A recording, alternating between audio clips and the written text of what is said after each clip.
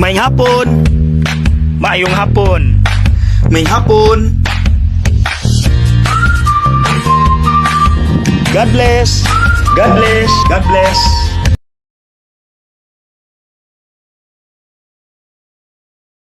Alang sa atong pamalandong, akong gamitan og usa ka istorya nga akong nabasahan. Sa usa daw ka lugar, aron makadakop silag unggoy, kay kabalubi gud ta, lisudak pon ang unggoy kun ato lang gukdon, naa sila'y bright nga teknik. Magkuha silag bunga sa usa ka lubi, tungaon nila, kuhaon ang unod, dayon butangan nilag pagkaon nga gahi, dayon buslutan nila ang kilid, nga igo rang masulod ang kamot sa unggoy, dayon ibalik ang duha.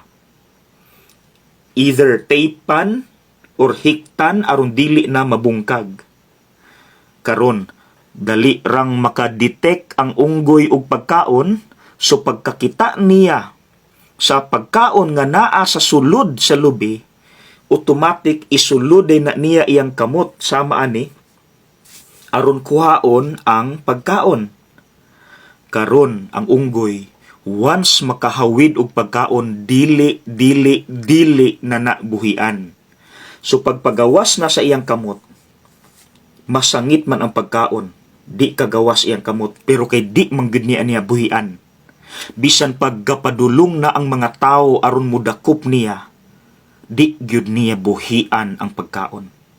Mao nang mabugat man siya, di na siya kadagan, madakpan siya dali.